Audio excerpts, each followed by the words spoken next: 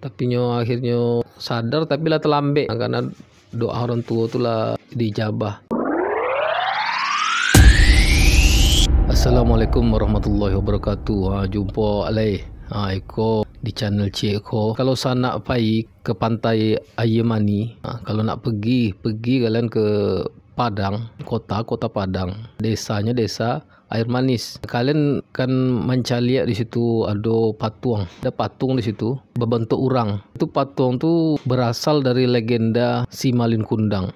Walaupun patung tu memang dibuat oleh seniman, tapi tentunya itu berdasarkan legenda yang ada. Kalau cerita Malin Kundang kok tentulah tahulah wak sama-sama kan, lah dibuat filem sama orang, ada puluh sinetronnya, tapi tidak ada salahnya lah wak menceritakan kembali lah, karena memang banyak versinya kalau dicerita-cerita tu. Kalau Koko memang versi yang pernah awak dengar lah, awak baca kan.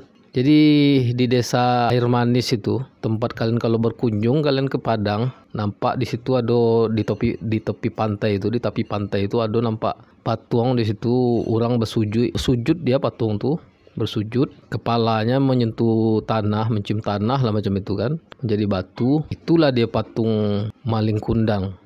Kalau orang mendengarnya itu Malin Kundang si anak durhaka. Jadi kalau ceritanya dulu di desa Yemani itu do tinggal lah anak surang tu, ada pula amaknya, nyabiknya mande disabiknya amak itu. Seperti itulah mungkin sebagian orang Minang menyabik amaknya ya, mande. Jadi Malin ko punya mande, apaknya tu pai merantau tapi ndak pulang-pulang. Jadi ndak pulang-pulang apaknya tu kan. Jadi yang hidup itu ya tinggallah mande sama anaknya ko Malin namanya, Malin Kundang.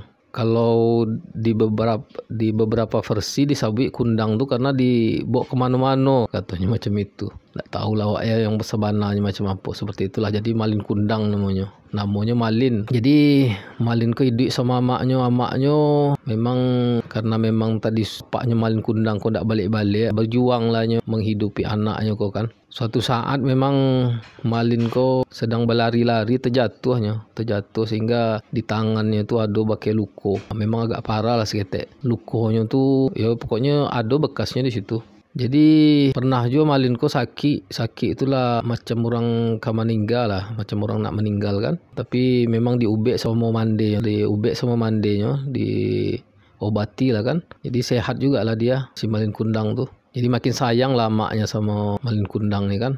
Jadi memangnya hidupnya miskin lah, memang karena ndak ada orang tua, ayahnya lah pai kan ndak pulang-pulang. Jadi karena hidup miskin ko, Malin ko kadang-kadang kan di desanya ko sering pula merapat kapal-kapal dagang kan. Jadi nengok orang kapal dagang ko kayu-kayu, banyak pitinya, banyak uang dia. Pengen lah Malin ko pai merantau pula jadi pedagangnya. Jadi bercerita dia sama maknya sama mande awak nak merubah nasib awak lah, awak hidup miskin kan, izinkanlah Malin pai merantau katanya ke amaknya tentu karena memang lah pernah pula kan orang tuanya suami mande ko atau apa Malin Kundang ko pai merantau ndak pulang-pulang, tentu cameh juga kan, cemas dia mande ko karena takut pula Malin ko ndak akan pulang-pulang pula. Tapi Malin ko gigih pulanya, memang bersungguh-sungguh lah nak pai merantau mengubah nasibnya kan. Memang umurnya masih muda umurnya waktu itu. Jadi suatu saat adalah kabar kapal mau merapat. Biasanya itu kapal merapat itu kadang-kadang dia menerima awak baru juga atau pekerja baru juga di kapal tu kan. Jadi ketika itu Malin berencana lah ikut ke kapal tu merantau. Jadi memang malam-malam tu sungguh-sungguhnya lah minta izin sama amaknya kan. Tapi kan amaknya sebenarnya ndak namo lah Malin ko pai merantau. Karena memang inyo lah satu-satunya anaknya kan, ndak ada yang lain. Jadi tapi nampaknya gigih betul Malin ko. Akhirnya diizinkanlah sama amaknya pai ke merantau tu. Akhirnya ya pai lah Malin ko, dikasihlah bekal sama amaknya ya nasi kan. Pailah Malin ko dengan kapal dagang itu kan pergi kemana-mana kan. Suatu saat kapalnya tu ada badai, memang agak rusak lah kapalnya itu kan, pecah itu kan. Sehingganya terdampar di sebuah desa. Kru-kru yang lain memang ya ada yang hilang dan lain sebagainya kan. Tapi Malin ko selamat. Malin ko selamat di kampung tuh, dan di kampung tuh karena memang kapalnya lah hancur, hidup lah di situ, menetapnya di situ kan, sebab menetapnya di situ, bekerajonya di situ, rajin betul si Malin ko, rajin betul, sehingga orang suko sama inyo, sehingga nyo di awal-awal usaha yo mengolah lahan orang, akhirnya lahan tuh berhasil karena memang pintar pula kan. Kalau orang mengolah tanah, mengolah lahan pertanian, menjualnya mungkin harganya murah. Kemarin kok memang utaknya pintar utaknya, pandai dia. Jadi dia mengolah lahan, dia bisa pula menjual hasil lahannya itu dengan harga yang mahal. Kalau kita gambarkan itu macam orang menjual kopi. Beda harga kopi di kedai kopi dengan Starbucks. Nah, kalau Malin kok bisa membuat barang-barang hasil olahan pertaniannya itu mahal harga dia. Jadi sehingga berhasil lah Malin di situ. Berhasil sehingga dia punya lahan. Tapi tak lupa pula dia bahwa dia tuh memang berhasilnya itu kan karena berdagang kan, karena bertani dan berdagang. Nah, jadi lamo-lamonya bisa juga membeli kapal, membeli kapal sehingga hasil-hasil pertanian masyarakat tuh bisa dijualnya kemana-mana bisa dijualnya. Nah itu juga ya, pokoknya berdagang tuh tidak terbatas pula hasil dari pertanian, sehingga memang kayo rayo lah nyo kan, punya kapal namanya, sehingga Malin ko lah agak lah dewasa lah gadang nyo lah kemana-mana, sehingga kayo nyo kan, sehingga pada suatu saat nyo tedanga lah semuanya ada putri saudagar kayo bana, dan memang dicaliknya pernah mencalik rancak bana kan, jadi dia jatuh hati lah pengen menikahi gadis ini. Nah karena yang mau dinikahinya gadis kayo rayo, tentu waktu melamar Malin ko mengaku lah nyoba inyo ko memang turunan orang kayo lah gitu, amaknya kayo, bapaknya kayo katanya kan, dan kini pun nyo kayo, sehingga diterimalah sama gadis sama orang tuanya itu kan, pinangan Malin Kundang kok, sehingga menikah lah nyo kan, tapi tetaplah nyo berdagang dengan kapal dagang yang kini setelahnya gadang kok tambah banyak kapalnya, tambah gadang dagangannya kayo rayo lah kan. Pada satu saat Malin ko ya berlayar ke negeri Sumatera, tapi karena memang waktu itu navigasi tidak secanggih kini kok, sehingga waktu itu pernah kehilangan arah kan, kapalnya kehilangan arah, sehingga Malin ko berlabuh lah di sebuah desa. Yang desa itu memang desanya asal dia lah, tempat dia besar waktu dia kecil dulu di situ, di desa Air Manis, berlabuh lah di situ. Tapi Malin tidak sadar kalau itu kampungnya, tidak tahu dia kalau itu kampung dia, sehingga suatu pagi turunlah dari kapal yang besar itu. Menengok itu Malin waktu turun tuh rasu-rasu kenal lah dengan desa itu kan, tapi tidak pasti juga apakah itu memang desanya apa enggak. Jadi waktu turun orang pun menyambut lah, karena memang jarang-jarang kan menengok kapal-kapal gadang itu, dan biasanya pun kalau ada kapal-kapal gadang itu kan banyak barangan dagangan yang bisa di Bali. Turunlah Malin. Lah turun dari kapal tuh barunya sadar itu kampungnya. Orang amaknya itu yang ditinggalkan itu memang karena anaknya tidak pulang-pulang, memang asal ada kapal merapat ke kampung tuh payilah dia menengok kapal tuh, berharap Malin pulang, maunya anak satu-satunya, tidak ada kabar kan. Waktu itu pun waktu kapal Malin ko merapat, amaknya pun payi pula ke tepi pantai itu menengok jangan-jangan Malin. Waktu turun Malin sama bininya tuh, sama istri dia itu dari kapal. Wah, memang namanya orang tua tidak mungkin lah kan, tidak kenal dengan anaknya kan. Wah, tuh Malin yakinnya tuh Malin tuh.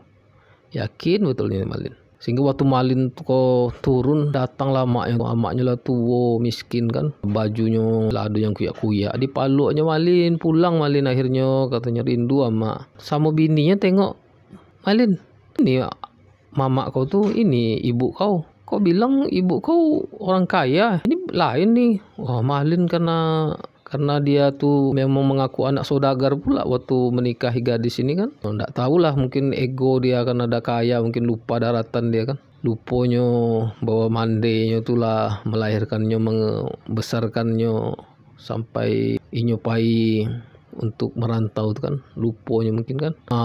Jadi karena malu sama istrinya, ditulaknya mak tuh.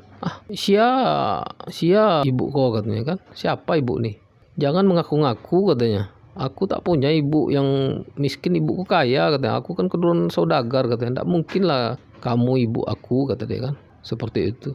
Tapi amaknya tuh nyabik, iyo waang dan yakin malin, katanya. Malin tuh dulu waktu ketek ada tuh luko di tangan, katanya, ada bekas lukonya di situ. Ditengok lah sama bininya, tahu pula kan bekas luka tuh. Malin, bener lah ini ibu tahu dia bekas luka di tanganmu, kata Malin. Malin langsung menjawab, itu kan memang nampak lah luka tuh di tangan aku nih, kata dia kan.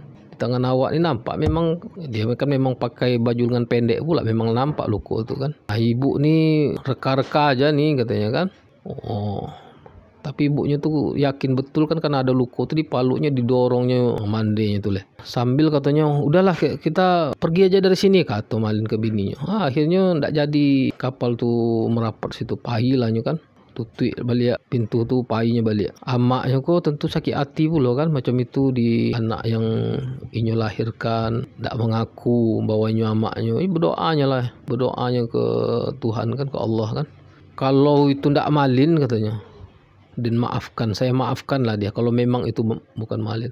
Tapi kalau itu Malin, katanya kan, ndak rela, katanya, ndak rela pokoknya. Kasihlah dia hukuman yang setimpal, kata dia. Itulah doanya kan. Namanya kalau doa orang tua itu kan makbul kan. Jadi waktu Malin kok painya leh di tengah laut itu, datang ombak, datang badai petir, sehingga pecah lah kapalnya itu kan. Pecah kapalnya, isinya memang berkeping-keping lah, sehingga suruh kapal pecah ya, krunya pun tenggelam.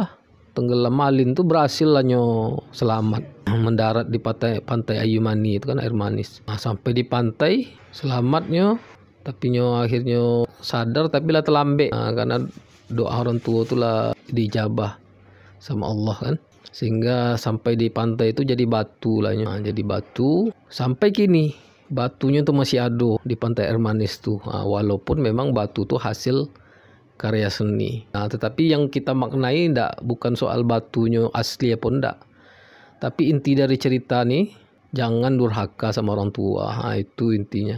Orang tua tuh surga lah bagi anak-anaknya. Jadi kalau masih hidup, dia itu adalah pintu surga. Jadi jangan durhaka sama orang tua. Seperti itulah ceritanya. Pesan kita kepada pendengar semua, pokoknya kalau masih ada orang tua, jangan durhaka, jangan melawan. Sampai situ dulu cerita kali ini. Sampai jumpa. Wassalamualaikum warahmatullahi wabarakatuh.